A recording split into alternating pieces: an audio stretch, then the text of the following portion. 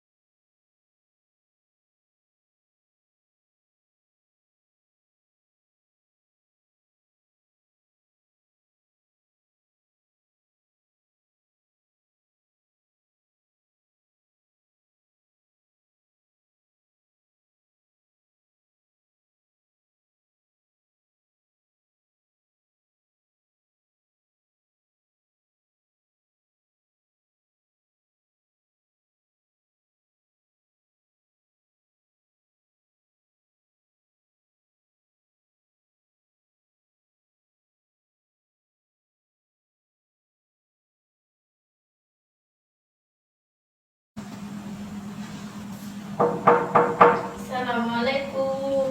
Waalaikumsalam. Silahkan masuk, Mbak. Terima kasih, Bu.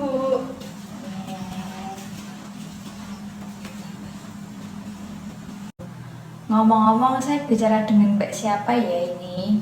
Saya Ellen, Bu.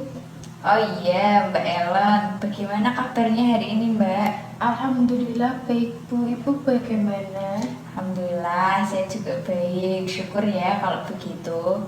Kalau boleh tahu, Mbak Ellen ini usianya berapa? Usia saya 23 tahun, Bu. Wah, seusia adik saya dong. Terus kesibukan sehari-harinya apa nih, Mbak Ellen, kalau boleh tahu? Alhamdulillah saya bekerja di kenoktariatan, Bu. Saya sebagai asisten. Wah, keren sekali ya. Bagaimana Mbak Ellen? Sepertinya Mbak Ellen ada keperluan dengan saya. Iya, Bu. Saya ingin konseling dengan Ibu. Oh, seperti itu. Kalau boleh tahu, sebelumnya Mbak Ellen sudah pernah melakukan konseling atau belum ya? Belum, ini konseling pertama kalinya, Bu.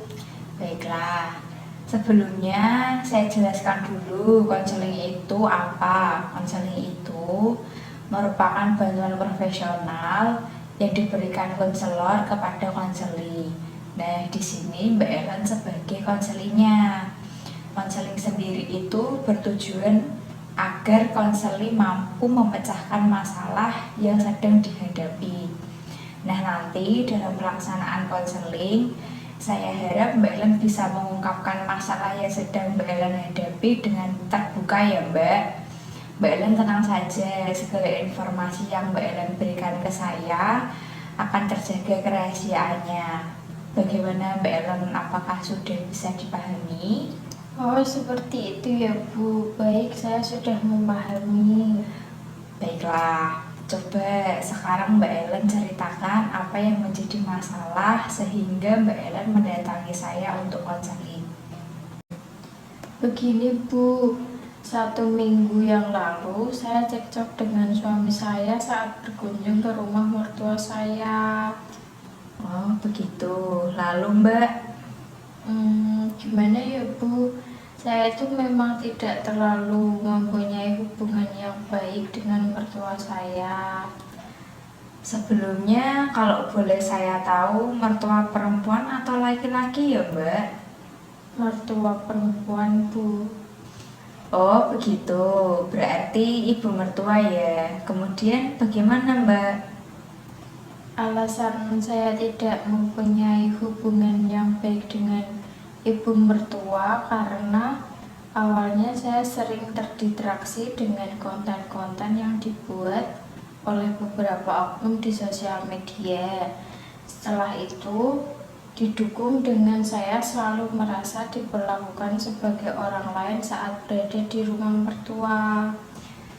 Memangnya Mbak Ellen diperlakukan seperti apa dengan ibu mertua? Contoh kecilnya seperti perbedaan pola asuh, di mana saya membiasakan anak saya untuk makan dengan posisi duduk. Nah, sedangkan ibu mertua saya menyarankan saya untuk mengajak anak saya jalan-jalan keliling kampung agar lahap ketika makan dan merasakan segarnya hawa lingkungan sekitar. Oh, begitu. Kemudian kalau boleh saya tahu, ketika ibu mertua menyarankan demikian, apakah beliau menggunakan nada bicara yang tinggi, Mbak?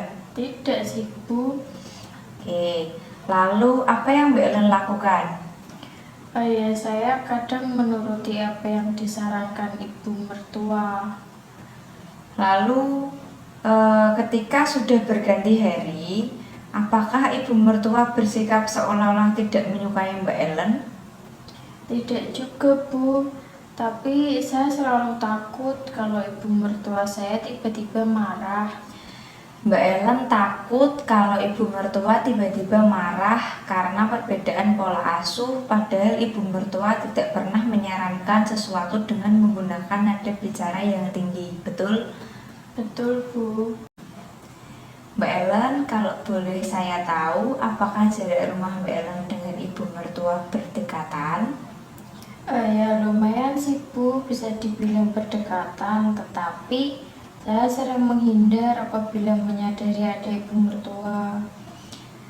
Mbak Ellen sudah tahu belum kalau mertua itu adalah orang tua kedua menantu? Iya, Bu, saya tahu soal itu. Nah, berarti Mbak Ellen juga sudah tahu dong bahwa resiko mempunyai rumah berdekatan dengan mertua adalah sering bertemu dengan mertua, terutama ibu mertua.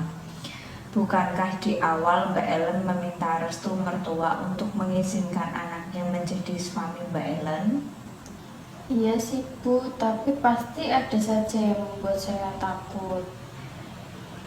Menurut Mbak Ellen, bagaimana dengan pernyataan menyapa ibu mertua atau menghindari ibu mertua? Menyapa sih, Bu, harusnya mau bagaimanapun itu ibu suami saya. Suami mana sih, Bu, yang mau melihat istrinya tidak akur dengan ibunya? Oke, betul sekali Mbak Ellen. Saya sangat mengapresiasi jawaban bijaksana dari Mbak Ellen. Tetapi bagaimana ya, Bu, caranya agar saya tidak memiliki negatif thinking dengan ibu mertua saya? Sebenarnya banyak cara Mbak Ellen. Coba Mbak Ellen sampaikan bagaimana cara mengatasinya. Aduh, bingung, Bu, saya kayak sudah kehabisan cara. Begini Mbak Ellen, saya beri sedikit tugas saja ke Mbak Ellen. Setelah dari sini, sempatkan untuk mengunjungi ibu mertua, dan apabila Mbak Ellen bertemu ibu mertua, sapalah alih-alih menghindar. Bagaimana Mbak Ellen, setuju?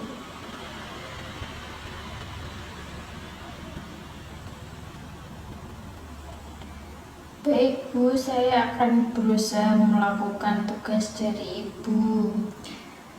Oke, baik. Kemudian kapan kira-kira saya bisa menerima laporan dari Mbak Ellen? Bagaimana kalau minggu depan, Bu? Oke, baiklah Mbak Ellen. Minggu depan ya, minggu depan saya akan menjadwalkan lagi pertemuan kedua konseling. Baik, Bu. Terima kasih ya, Bu. Saya pamit dulu. Ya, hati-hati ya Mbak. Ya, Assalamualaikum. Salam.